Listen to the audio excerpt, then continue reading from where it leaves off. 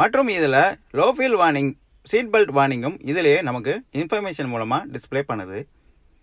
Overall use பண்ணுறதுக்கு ரொம்ப user ஃப்ரெண்ட்லியாகவே இருக்குது அப்படின்னு நம்ம சொல்லிக்க முடியும். ப்ளூடூத் மூலமாக ஃபோனை கனெக்ட் பண்ணி நம்ம கால் அட்டன் மற்றும் ரிஜெக்ட் எல்லாமே இதில் ஈஸியாக நம்ம பண்ணிக்க முடியும்.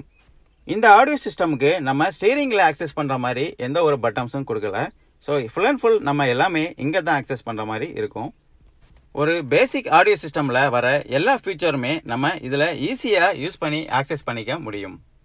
சப்போஸ் எனக்கு 2 ஸ்பீக்கர் பத்தலை, 4 ஸ்பீக்கர் வேணும் அப்படின்னா நம்ம ரியர் டோரில் இது ஸ்பீக்கரோட ப்ரொவிஷன் கொடுத்துருக்காங்க. ரியர் டோரில் நம்ம ஈஸியாக ஸ்பீக்கரை ஃபிக்ஸ் பண்ணிக்க முடியும். வண்டியோட பவர் விண்டோஸோட கண்ட்ரோல் பட்டன்ஸ்லாம் இங்கே ஃப்ரண்டில் கொடுத்துருக்காங்க. டோரில் நமக்கு பவர் விண்டோஸோட கண்ட்ரோல் பட்டன் வராது. ஸோ இங்கே நம்ம ஆக்சஸ் பண்ணிக்க மாதிரி வரும். ஃப்ரண்டில் வர 2 டோருக்கு மட்டும்தான் பவர் விண்டோஸ் வரும். ரியரில் பார்த்தீங்கன்னா மேனுவல் ஆக்சஸ் பண்ணுற மாதிரி வரும்.